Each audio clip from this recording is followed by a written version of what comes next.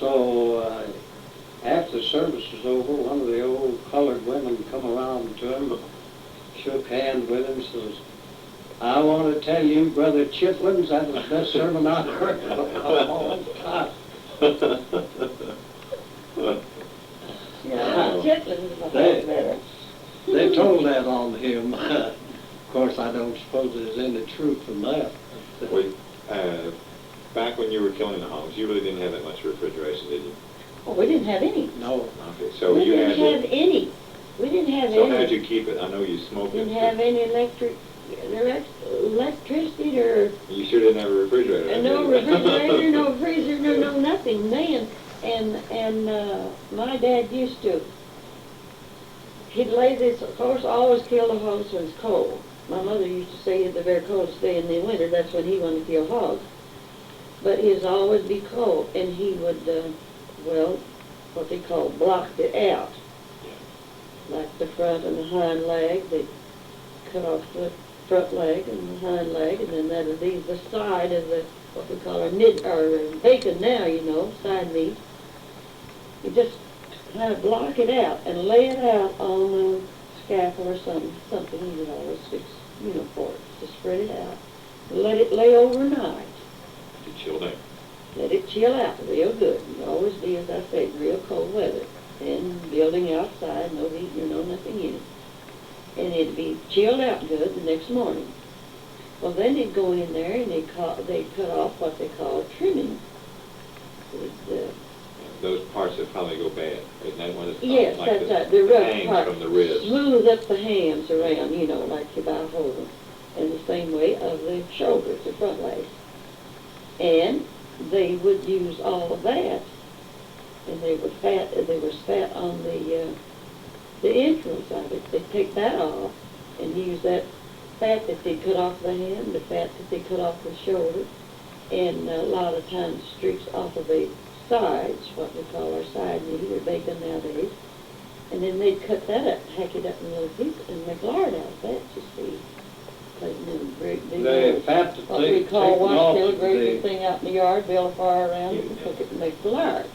fat that they taken off of the insides, why they call that leaf fat. Yeah, they cooked that to itself. It didn't take near as long to cook it as it did the other. Well, you heard of sweetbread? Is that off of beef? That's off of the beef, isn't it? Have you ever heard of sweetbread? Yes. That's I've fat. heard of I think sweetbread, it's off but of beef. I didn't. It's the fat off of the beef, I think. I couldn't really That's say in what my I did. life. I used to know, but I don't know. Did you actually salt it down, or did you just smoke Yes. it on? Oh, yeah. First, soft when down. they get it trimmed that way, then they had a big. Oh, my dad had a box that was just very tight, or mouse trap tight. And, no rats or mice couldn't. Of course, they had to keep it out in the building out. He had a great long. He had a box about as long as there's a wall over there, and so wide and about so deep. And my dad mother always said too much salt, but he'd put salt in there about so deep, all of the bottom of that. And he'd place his shoulders down one end of it, Just plain old fresh shoulder. just the fresh shoulders, leave about so much room between them, until all that's just laying down in there, and you feel his shoulder, fix his shoulder, until all that between all of them is soft. Put a layer of meat, layer of salt, layer of meat, layer of salt, layer of meat. Now, what did the salt actually do to the meat? It soaked right into that meat and helped to That preserved the meat. Preserved Salt the is meat. a preservative. and they let it stay in that salt for so long, I forget how long now Dad did. Then he'd take it out of there, wash that salt off of it, and he used to just put black pepper on it. Just cover it and just take your hand, just rub it in, just rub it, work on it, and just be black with black pepper. Then he had a place in what we call our smokehouse, building out, and he could hang it up there. There was boards down maybe so high from the ceiling, a great big square place, right? And then he had pieces across there that he could hang that. He put wires like in the joints in this part in the foot, you know, run a wire through there. And he had hangers, and he'd hang them up on that, in this place that he had to hang it on. On the sides, where he made her bacon, he'd punch a hole in the side of it and run a wire through that through skin and hang them up that way. Then he had a big, I don't remember later years, I think he used a wash tub, you know, the big size, like number 2, 3's wash tub, like they used to have, or some big place anyway. And then you build a fire under that, right under this meat. But he would only just let it burn, just let it get started burning good, and then smother it down, and just let it smoke. Not blaze up, you know, just let it smoke. And of course, the smokehouse was tight, and then the smoke would go right up where this meat was hanging, and this little boards around that he had around there kept to hold it up there, you know, before smoke goes up. And that's where he smoked it till he got it as brown as he wanted it. So that the smoke was to make it sweat and then cure up at the kind same time. of cure it up and well, I don't know, I always said dried it out. But Yeah, I guess you have to dry it out. The salt, as a preservative, would actually cure the meat. But then when you're taking it out of the salt, you had to wash it off. You see, like she said. Too salty. You had to wash it off good I was and wondering. hang it up to dry. And this would help to dry after you let the meat drip for a little while after you wash it. You'd put the spar under it like that, and that would dry it out. That is on the outside. And there've been many a time that maybe you might have to slice off just a little bit of the outside there. Maybe it got too dried out too much, you know, too hard, like that. Well, there wasn't any way you could preserve the liver or the brains. We had to eat those soon after you We ate cooked them all. the liver and brains back then. They You know, still right do. while they're That's the first thing we'd eat is after we kill a hog, was take the liver out and have something brains. dinner that day. Yeah. I know my mother, when Daddy killed so many hogs, she would take it and divide the liver in the sections, you know how they are. When you get a whole liver, you know, take the sections out and clean them real good and pack them down in there. Of course, we hadn't killed so many hogs, so we didn't eat them all up in one day. So she'd put them down in a big stone jar, maybe a 5-gallon or 6-gallon jar. Just place them in sprinkle just a little bit of salt and maybe a little bit more. I don't know real good. Well, it was. And the sausage, the real lean meat, we grind up in sausage. You made your own stuff. We made our own sausage. Got our sausage meal. Of course, it was turned by hand. No electricity, no nothing, you know. And of course, it had to be cut up fine in the strips. We grind that up and pepper, sage, black pepper, red pepper if they wanted. Some of us like red pepper and some of them didn't. Liked it hot, some liked a little bit. She never made them too hot because that's children didn't like the hot pepper too much. And then in order to keep those sausage, I have known her for just the winter months to, she'd take brown domestic cloth and she'd make bags, turn it up and put it up and make some bags, maybe so long. For that brown domestic is good and strong body. And she put sausage in them. And it, she had we never carried too much for them that way, but she'd hang them up when the smoking meat and the smoking cranks. And she got ready to use them, well, she'd just slip that bag and pull it back and slide off what she wanted. And the rest of it she didn't do that way. We loved them better that way. She would fry them.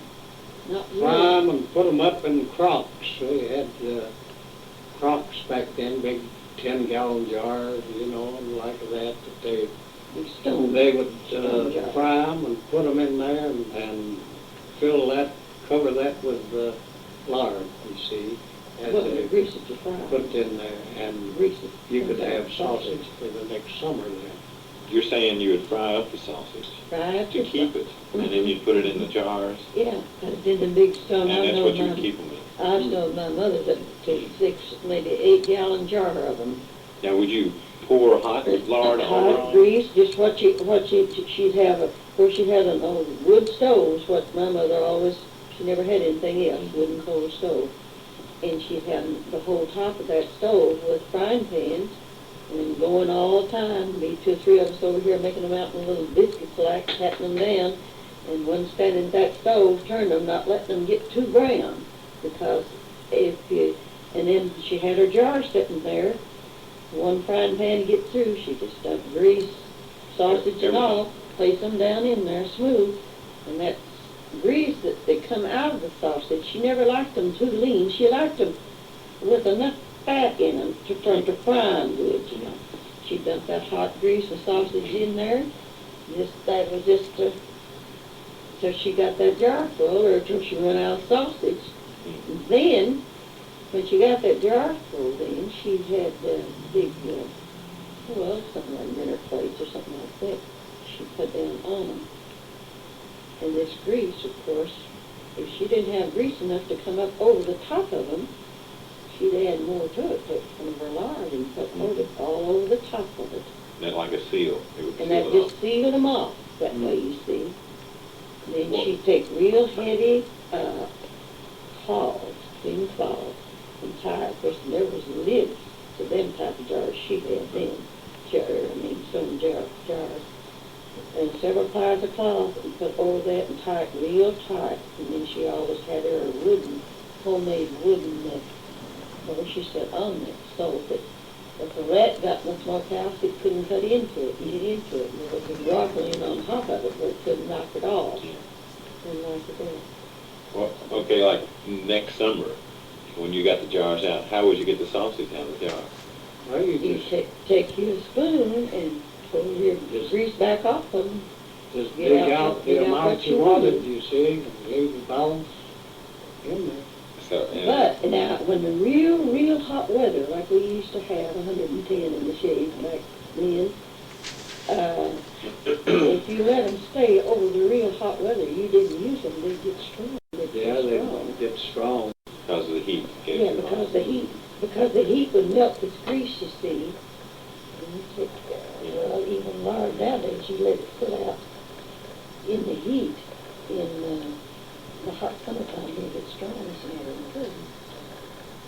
But she tried to, we usually... I never knew that. We usually got our sausage heat up before the weather got too hot. And then then later years, my mother got to use after getting me married, wash she would. Of course, the children were married off, and wasn't so many of them there. And she got to tin them in fruit jars. She put them in fruit jars and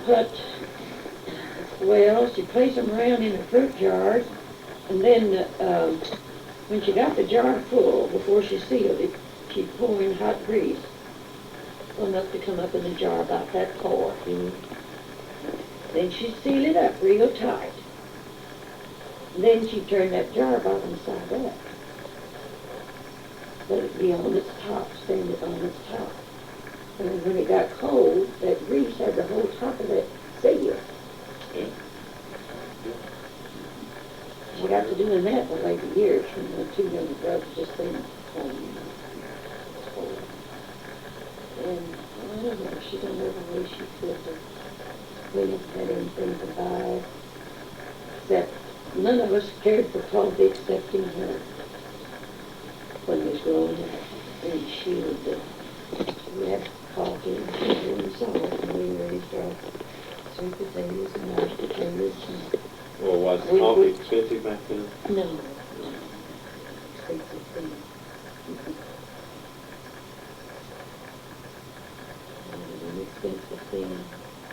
Well, at that time, was it a barbecue barbecue ribs, was that a big popular food back then? Or No. We ourselves never knew what barbecue ribs was. that's something that's just been since refrigeration, I guess? I guess. Because you had Now, to cure everything. She would take, I have known her to take them when my father was fresh and put them in a big pan, stick them in the oven and cook them that way, but she just sprinkled a little salt or maybe a little pepper, you know, or well, I might say just cook them in the oven like you would on hot stove in the oven, you know, that way. But as far as putting barbecue sauce on them, no, we never did that.